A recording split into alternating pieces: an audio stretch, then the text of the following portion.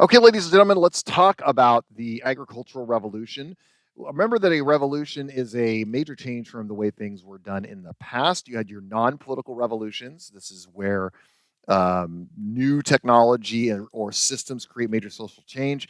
That's what we're looking at now, not the government overthrows that we saw in the previous section. One thing we want to identify is that, for a long time, people lived a certain number of years. And then something occurs around the 16th, 17th, 18th century where the population of the world just goes bananas. And populations go up when a couple of things happen. Number one, your infants are more likely to live through their childhood. But number two, um, you live longer. And something occurs here that shows that people get way healthier because they look at our population growth that all of a sudden happens. So something here is occurring that's making people much, much healthier. But also, what we have is we have people getting very, very rich. GDP is the gross domestic product. If you attach a price to everything a country makes, you add it all together, that's GDP, and it's how we use, it's the primary method we use to see if a country is wealthy or not. The world didn't make anything. To be wealthy meant that you were a king, a queen, a pharaoh, an emperor, something like that, and that was it. And then all of a sudden, something occurred here where people just got so much more wealthier. And there's a connection between people getting healthier and people getting wealthier. And what we want to do is see where that connection starts and how it comes about. And that's going to be your agricultural revolution.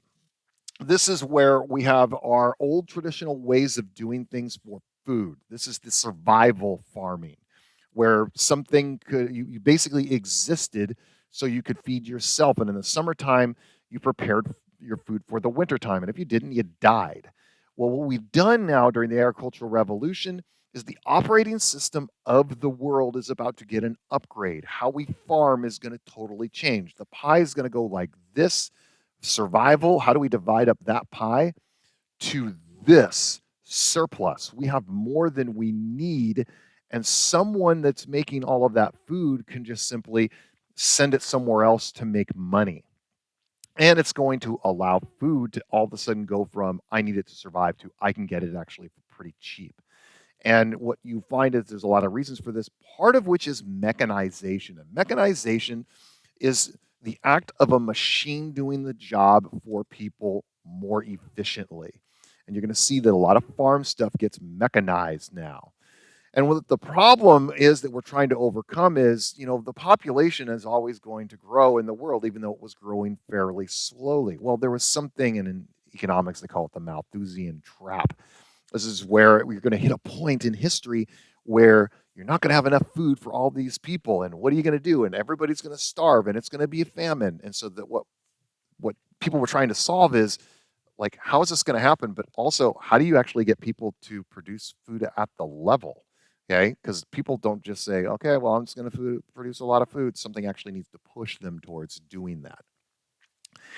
The Enlightenment is the Kickstarter, and we already took a look at the Enlightenment, but we looked at it from a government point of view about how people were saying, oh, yeah, that governments need to be more of and for the people. Well, remember that it also had science, and this is where science actually meets the soil.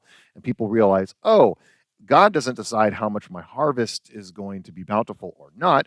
It's actually a function of nature and science kind of mixed together. And so people start using their farms as actual labs to get to maximize their overall productions and crop yields. First thing that happens is a trade shock that no one really expected. When they found the Americas, there was an exchange. We've talked about these exchanges before, but new foods show up in Europe. And of course, the more diverse your food is, the less likely it is that some kind of disease is going to wipe out a certain crop, thus creating a lot of hunger. So now you have corn, tomatoes, avocados, and potatoes, which are extremely nutritious. And this allows less people to suffer through things like starvation. And potatoes grow everywhere and they're very easy to grow. Okay. How did things used to be done? Well, they used to be done by what's called the open field system. Basically, you had a village have a common group of farmland, different farmers farmed different areas depending on what the agreement was along the villagers. A third of your farmland had to lay fallow so it could, for a year, recover its nutrients. Because only two-thirds of your land is being used, you had more likely that one bad harvest made some of your community suffer and starve. Basically, your crop yields were really, really low. And the old way of doing things was very inefficient, didn't use the land very well, didn't use the labor very well, and very little capital was actually used in the process.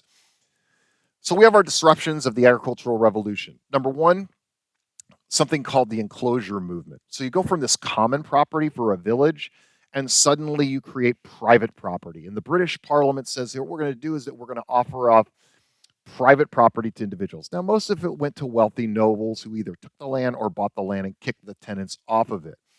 But this private property all of a sudden becomes the incentive to produce as much food as you can.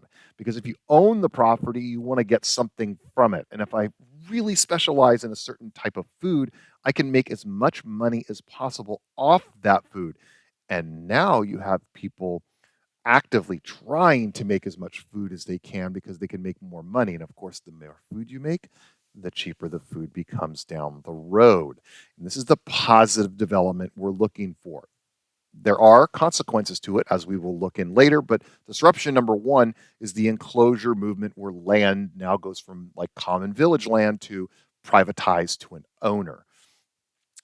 Also understand that it's that privatization that encourages people really to get in science. People don't make more food just to make more food.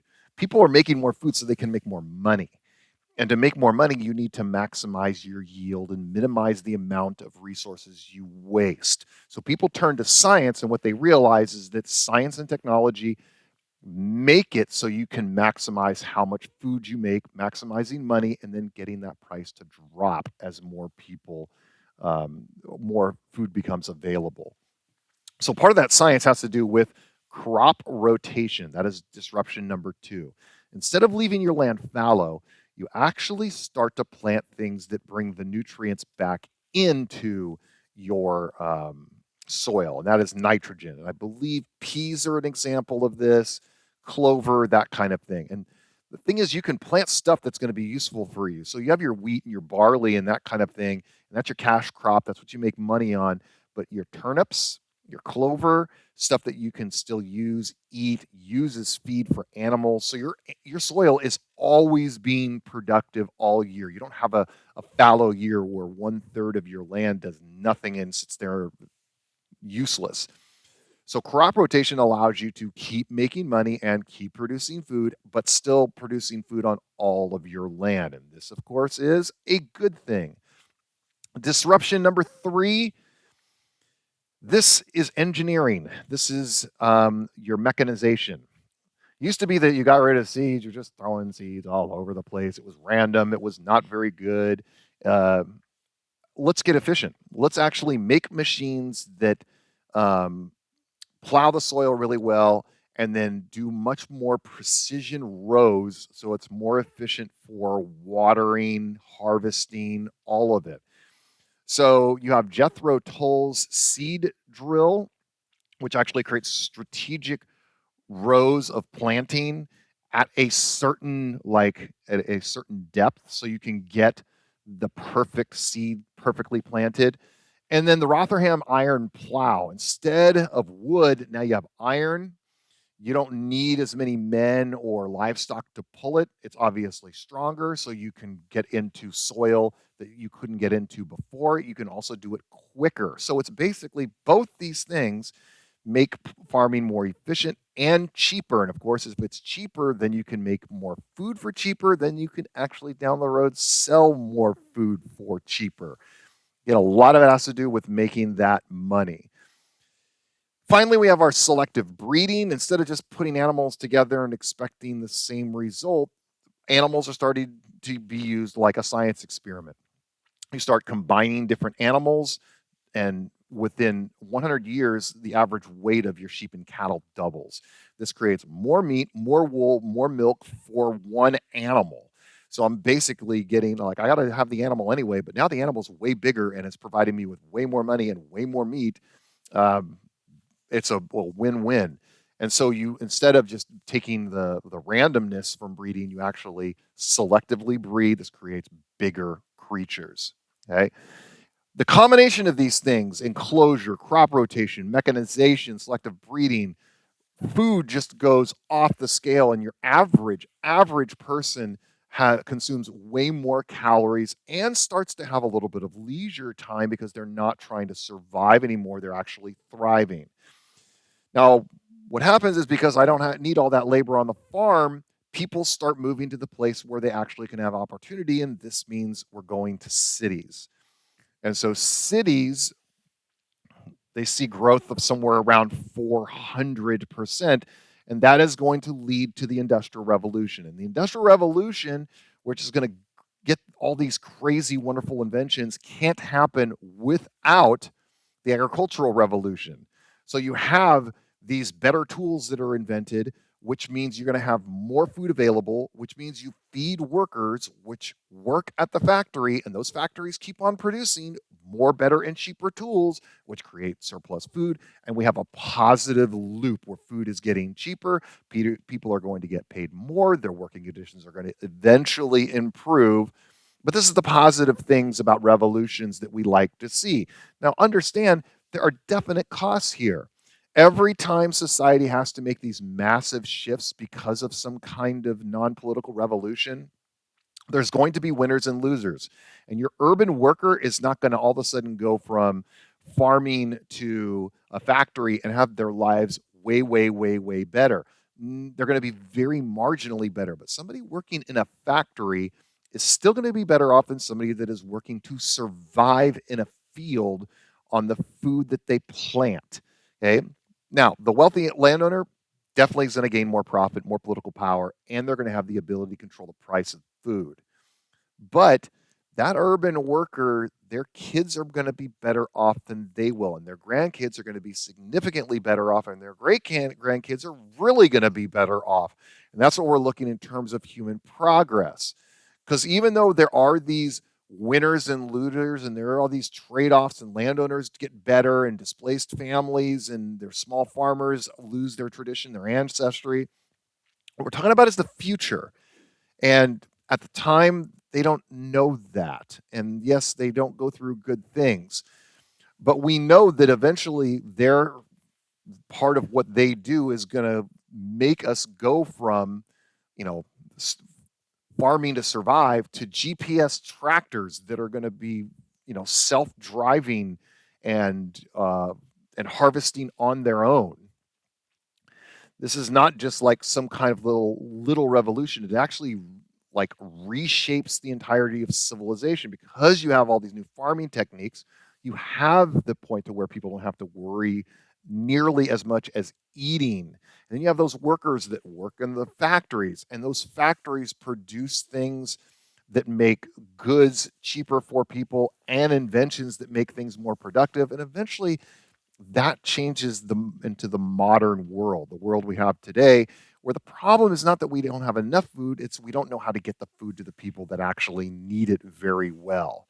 Or, as we talked about in class, sometimes the people don't want cheap food in their neighborhoods because it may look bad or gets in a bad signal.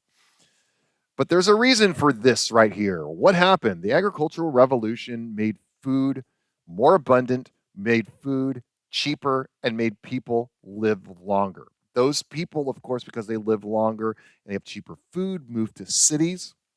And then people start getting over time wealthier. This does not take like a year, though, by the way. We're talking about time periods of 10, 20, 30, 40, 100 years of progress where you start seeing significant benefits to the overall of society. But it does matter because it actually sets the foundation of where we are now. So, like the French Revolution, American Revolution, Haitian Revolution sets up the politics of where we are now. It's the agricultural revolution and eventually the industrial revolution that actually like sets the foundation for our society as it is now. It allows the earth to support 8 billion people. I mean, The fact is that most of us don't take part in farming. Most of us are going to be in jobs that have things like air conditioning and working laws and minimum wage. And in the end, we went away from doing what our ancestors did. We did not become hunters and gatherers that survived on whether or not we could grow or catch food. We have now come a society that actually engineers food.